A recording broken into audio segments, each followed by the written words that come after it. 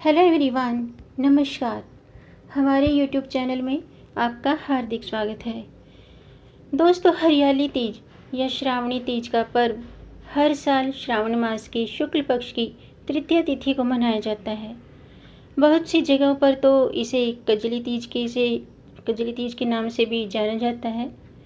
सौभाग्य प्राप्ति के लिए रखे जाने वाले इस व्रत का सभी सुहागिन महिलाओं के लिए खास महत्व होता है।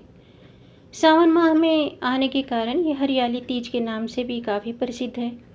इस दिन महिलाएं माता पार्वती और भगवान शिव की पूजा करके पति की लंबी आयु और सौभाग्य की प्रार्थना करती हैं।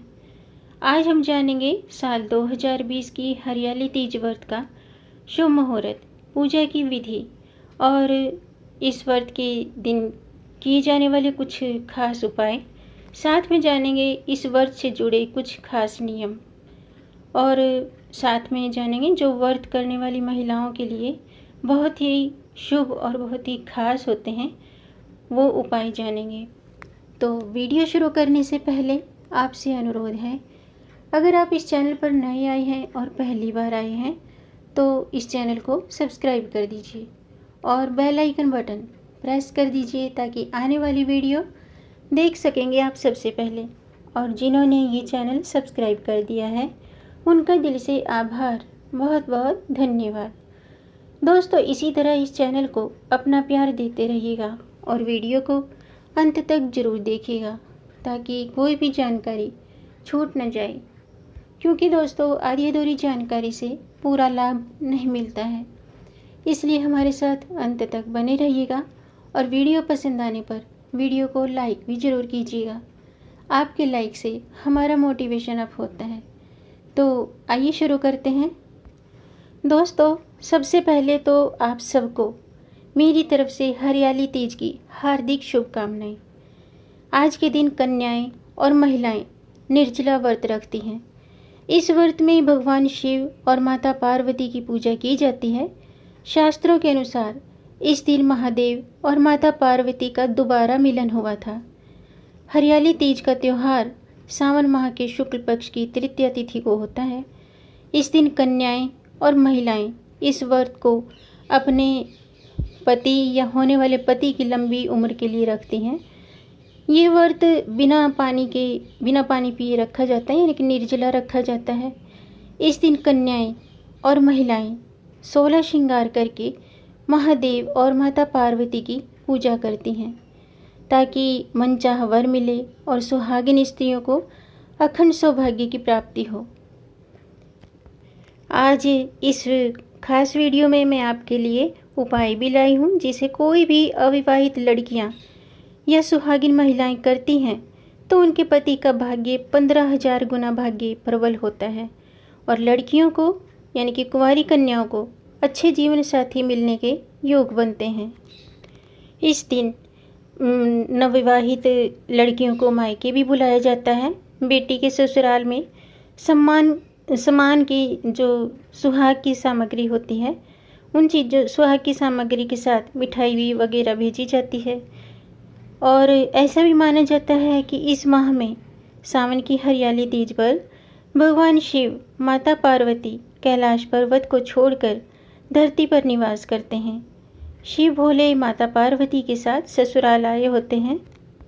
दोस्तों, आपको मैं एक बात बता दूं कि जो इस बार जो भी अविवाहित कन्याएं या सुहागिन महिलाएं ये पूजा व्रत कर रही हैं तो उनके लिए ये बहुत ही शुभ मुहूर्त है। जी हाँ, अब की बार 23 जुलाई को हरियाली तीज है। इस दौरान आपको पूजा करनी है, व्रत कथा सुननी है। सुहागिन महिलाएं और कुंवारी कन्याएं विशेष रूप से भगवान गणेश, भोलेनाथ और माता पार्वती की पूजा करें। शास्त्रों में बताया गया है कि इस दिन कुछ खास उपाय करके संकटों से मुक्ति भी पाई जा सकती है। संध्या के समय और जो सुहागिन महिलाएं व्रत रख रही हैं वो पूरा 16 श्रृंगार करके पूजा पाठ के साथ साथ ये खास उपाय करें जो मैं अभी आपको बताऊंगी। और हरे रंग की चूड़ियाँ भी जरूर पहनें। हरे रंग का वस्त्र बिछाकर शिवलिंग के समीप जाकर बैठें। गणेश भगवान जी, भोले पार्वती की पूजा करें और ये पूजा आप अकेले भी कर सकते हैं या मंदिर में सखी सहेलियों के साथ भी कर सकते हैं। शिवलिंग का विधि पूर्वक पूजन करना चाहिए और मिश्री के जल से जलाभिषेक करना चाहिए और शिवलिंग के पास शुद्ध घी का दीपक जरूर जलाएं। गणेश जी के सामने दुर्वा अर्पित करें और लड्डुओं का भोग लगाएं। शिवलिंग पर बेलपत्र चढ़ाएं और गौरी माता को हरी चूड़ियाँ और श्रृंगार का सामान जरूर चढ़ाएं। लाल चुनरी भी चढ़ाएं और सत्तू के साथ साथ 3 सुपारी भी जरूर रखें। इसके बाद सुपारी को अपने बाएं हाथ में रखें और दाहिने हाथ से रुद्राक्ष की माला की आपको 3 जाप करना है। गणगौरी शंकराधारी तथा त्वं शक्रम शंकरम प्रिया माँ कुरु कल्याणी कांता कांता सुदुर्लभ। इस मंत्र का आपको 108 बार जाप करना है और इस मंत्र के जाप के बाद आपको ये सुपारी पूरे साल अपने पास संभाल कर रखनी चाहिए। ऐसा माना जाता है कि इस प्रकार पूजा करने से सभी प्रकार की सारी समस्याएं दूर हो जाती हैं, चाहे वो पारिवारिक समस्या हो या आर्थिक हो या विवाह संबंधी समस्या हो। इस उपाय को सुबह या शाम जब भी आप तीज की पूजा करते हैं उस समय करें और प्रभु से अखंड सौभाग्य की कामना करें। जिन्हें संतान की प्राप्ति में बाधा आ रही है तो संतान प्राप्ति और सुख समृद्धि के लिए प्रार्थना करें। हरियाली तीज के उत्सव पर शादीशुदा महिलाओं को मायके से श्रृंगार का सामान, मेहंदी, चूड़ी, बिंदी, मिठाई ये ससुराल की तरफ से सासू माँ अपनी बहुओं को साड़ी, कपड़े, गहने, श्रृंगार का सामान, आलता भेजती हैं और इस त्यौहार की पहले से शुरुआत हो जाती है। यह त्यौहार सौभाग्य श्रृंगार को समर्पित है। इस पर्व पर जितनी भी सुहागिन महिलाएं, कन्याएं हैं, सभी के पैरों पर आलता और हाथों में मेहंदी जरूर लगी होनी चाहिए और नए कपड़े पहनकर 16 श्रृंगार करके पूजा करें, उत्सव मनाएं, झूला झूलें और पूजा के बाद सासू माँ के पैर छूकर आशीर्वाद लें और उन्हें बायना दें। बायने में श्रृंगार का सामान, खाने के घ्योर, मिठाई ये देनी चाहिए। खाने के बाद सास कभी भी अपनी खाली थाली बहू को नहीं देती हैं, इसमें कुछ पैसे या फल रखकर बहू को दिया जाता है। इसके बाद महिलाएं एक दूसरे के साथ तीज मनाने के लिए जाती हैं और पास पड़ोस में रहने वाली बुजुर्ग महिलाओं से आशीर्वाद लेती हैं और शाम को सखियों के साथ झूला झूलती हैं और तीज के गीत गाती हैं। अब जानते हैं दोस्तों, हरियाली तीज का शुभ मुहूर्त क्या है। साल 2020 में हरियाली तीज का यह पर्व 23 जुलाई गुरुवार के दिन रखा जाएगा। तृतीया तिथि शुरू होगी 22 जुलाई बुधवार शाम के 7:22 पर और 23 जुलाई गुरुवार शाम के 5:03 पर तृतीया तिथि समाप्त होगी। दोस्तों, हरियाली तीज के दिन प्रातःकाल उठकर घर और मंदिर की साफ सफाई करें। स्नान आदि से निवृत्त होकर घर को तोरण और रंगोली से सजाएं। इसके बाद 16 श्रृंगार करके काली मिट्टी से भगवान शिव और माता पार्वती, भगवान गणेश जी की मूर्ति बनाएं और उन्हें एक चौकी पर स्थापित करें। उनमें पूरा श्रृंगार करें, उनका पूरा श्रृंगार करके फिर एक थाली में सुहाग की सामग्रियों को सजा लें।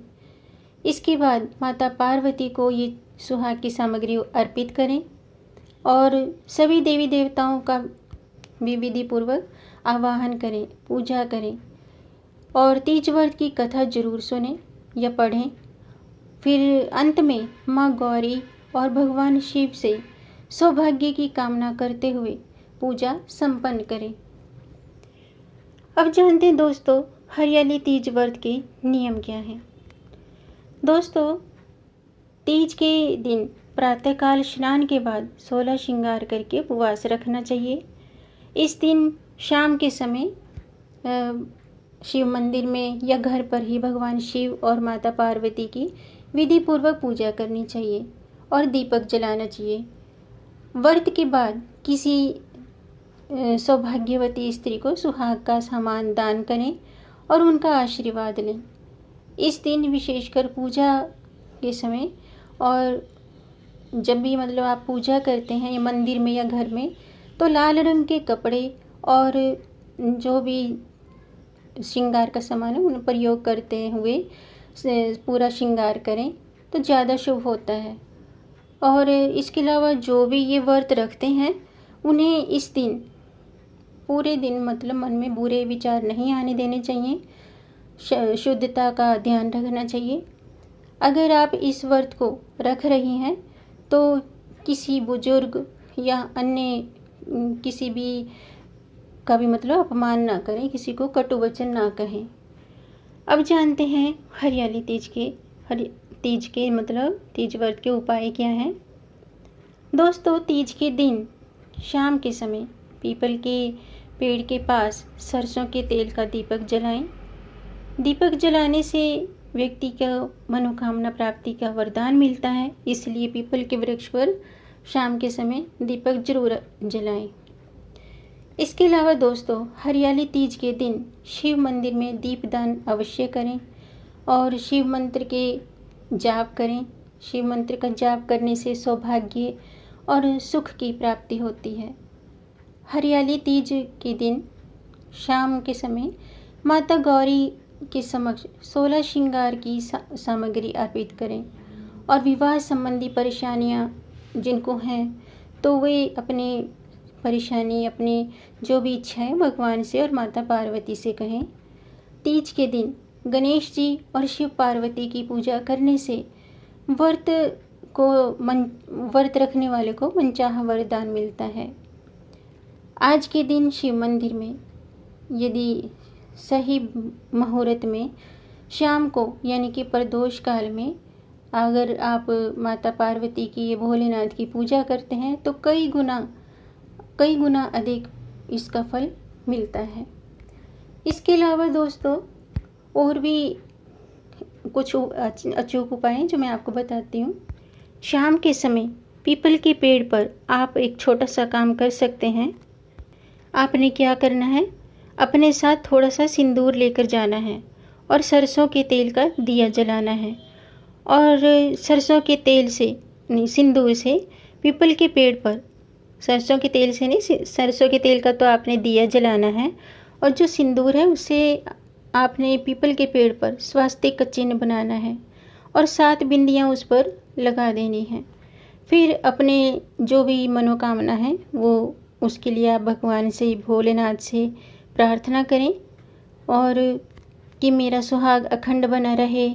और फिर माता पार्वती नमः, भोलेनाथ नमः कहकर आपने क्या करना है, जो स्वास्तिक बना था उसमें से थोड़ा सा सिंदूर लेकर अपनी मांग में भर लेना है।